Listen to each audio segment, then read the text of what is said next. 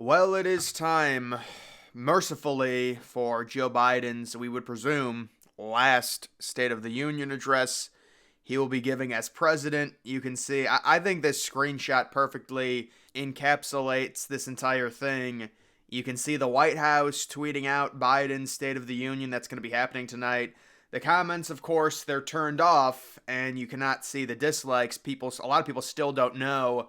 If you look back at the reason that they removed the dislike feature, it was single-handedly because this administration is so hated, and Biden was getting a like rate of about 10%. Then they blamed it on YouTubers and said YouTubers were having mental illness problems, which is just completely false, and they decided to remove the dislike feature because YouTube is more liberal. They didn't like that Biden was getting so much hate, and you can only imagine how much worse it's gotten now that all the polls have come out. Biden, the most hated U.S. president in recorded history, at least according to polls, and it's actually gotten worse for him recently. Now, originally I saw this on X, but I wanted to find an article on it. Joe Scarborough, I believe with MSNBC, coming out praising Joe Biden, saying F you if you can't handle that Biden is the sharpest he's ever been.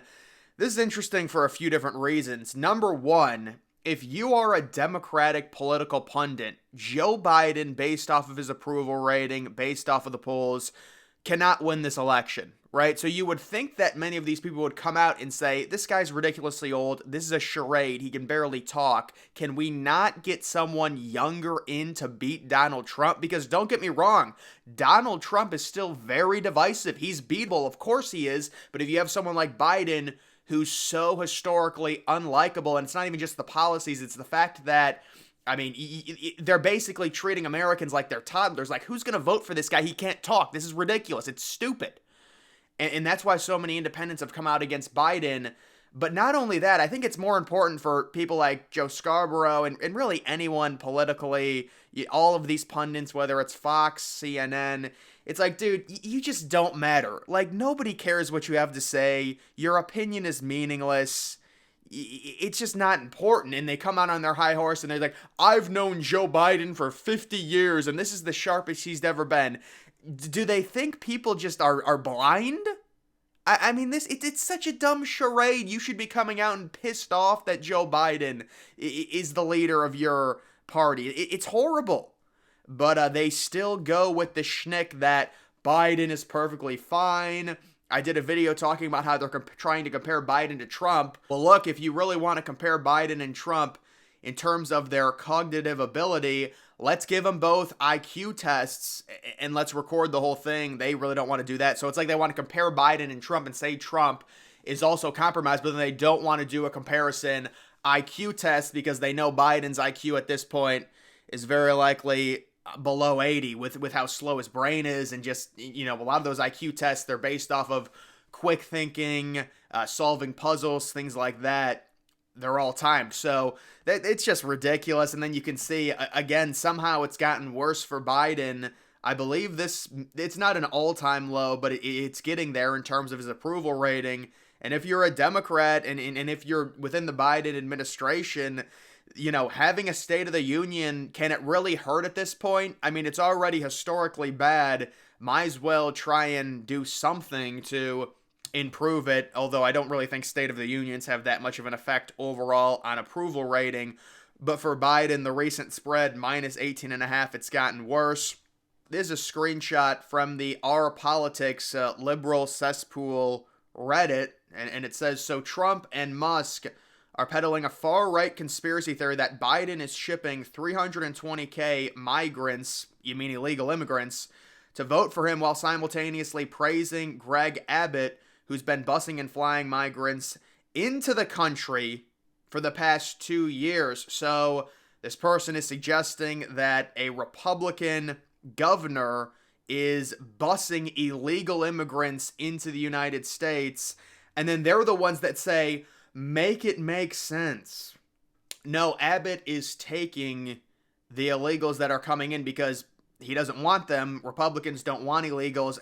The whole idea of having illegals, immigrants in the United States makes no sense. It is a total Looney Tune fallacy to where it's something like a third grader would want. You could convince a third grader that, yeah, we should give everyone a chance and allow everyone into this country, and everything's willy-nilly, it's all great. That's not how it works in the real world. These people need to be background checked. I think, yes, they should have the opportunity to enter the country, but it needs to be done legally. We are a first world country. It's like a 5-year-old coming up to you and saying, well, why can't I eat ice cream every day? It tastes so good. And having to explain to them, well, no, you can't eat ice cream. You're going to get fat. There's health problems. No, you can't just let anyone into the country. What if there are dangerous people coming in? And it's like, this is a third grade premise that these people still don't understand. Or maybe they do understand it. It's just like, I still don't know the liberal opinion on illegal immigration. Are they for it or are they against it? Because in 2015, 2016, when Trump came out against it, I mean, he was so racist. He was terrible. Oh my God. But now, is it because all the independents are kind of flipping on Biden? Are they saying, oh no, we're against illegal immigration? And you see Biden and them try and throw the propaganda that, oh, this is the secure the border has ever been.